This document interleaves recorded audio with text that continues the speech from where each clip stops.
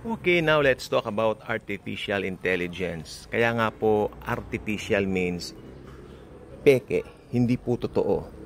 Alam niyo po ba ngayon, naisip ko lang po, I don't know if I have this thought yesterday or the other day, pero ang napansin ko po talaga, alam po ba ninyo, na pag may tinitignan tayo sa Facebook ng mga litrato, hindi mo na alam kung ano yung totoo o hindi pag hindi ka marunong tumingin ng AI-generated pictures or videos, no?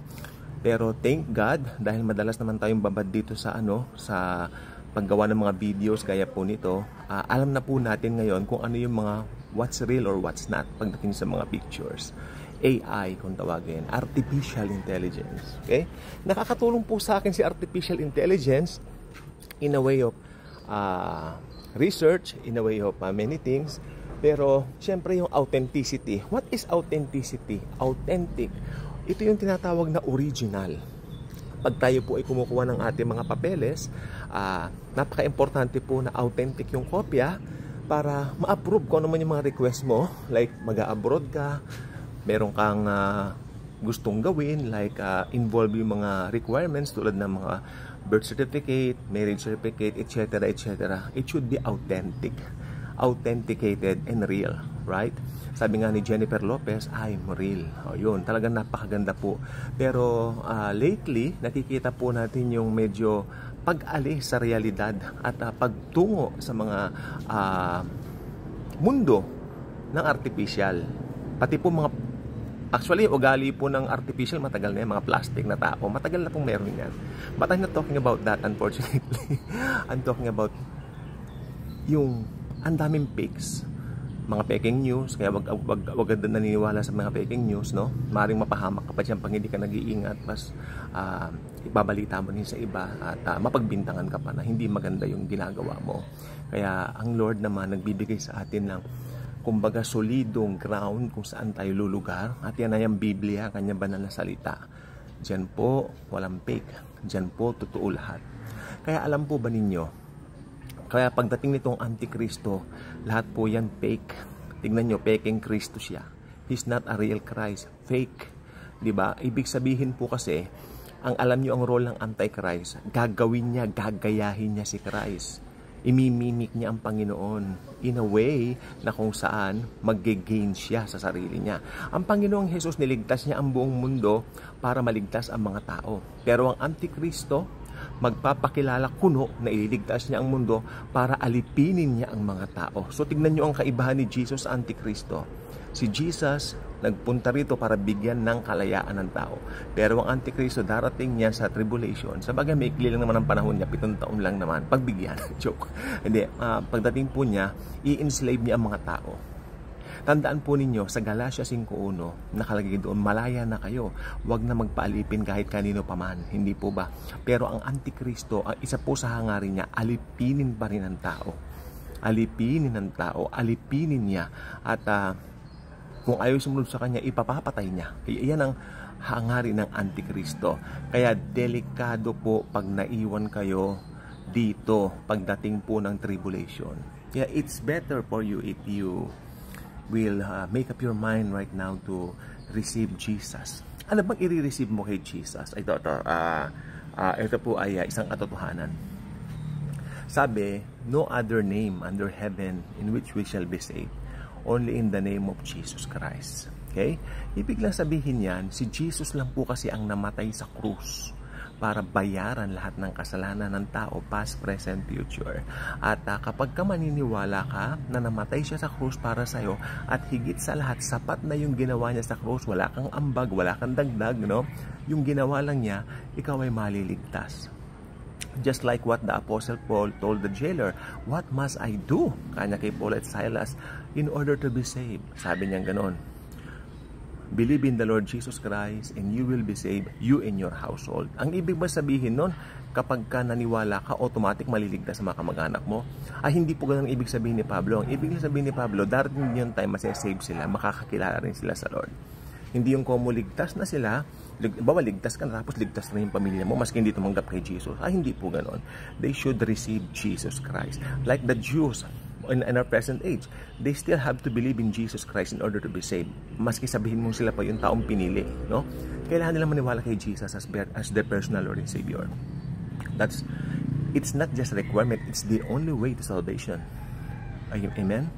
And ang pinakamalaking mimic o pinakamalaking kalapastanganan at kasinungalingan ng Antikristo ay ang kanyang resurrection. Fake resurrection po yun. It's not a real resurrection.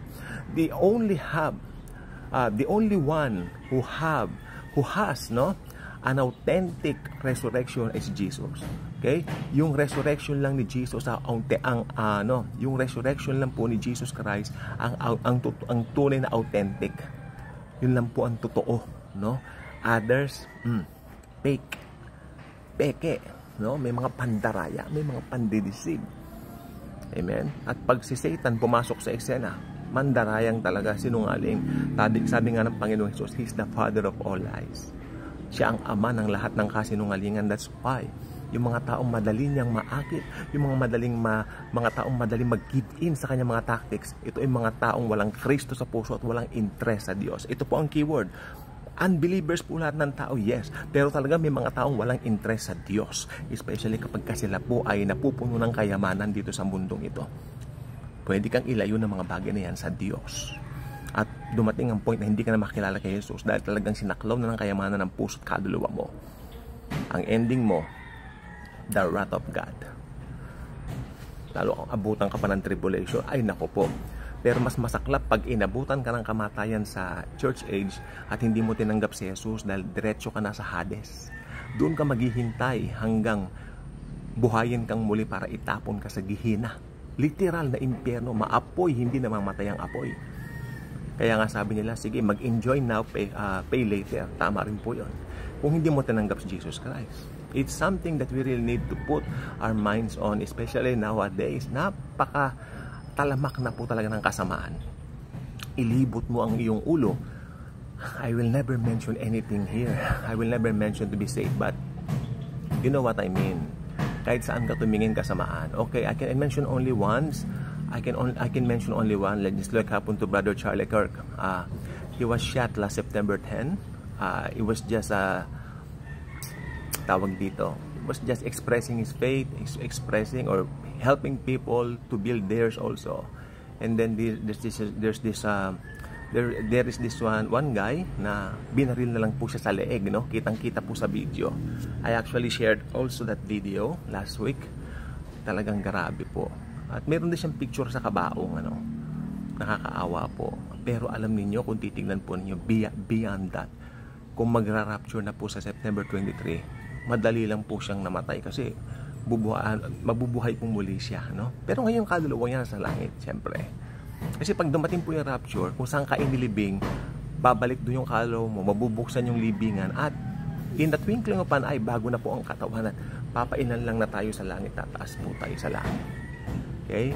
Chwing! Ganon, no? Diba? Just like that. Ayan. Yan po. Ang kalangitan niya. Diba? Yan po ang kalangitan niya. So, sabi ko po, ang mundo ngayon ay talagang talamak na sa kasamaan. They don't have any interest in God. Yes.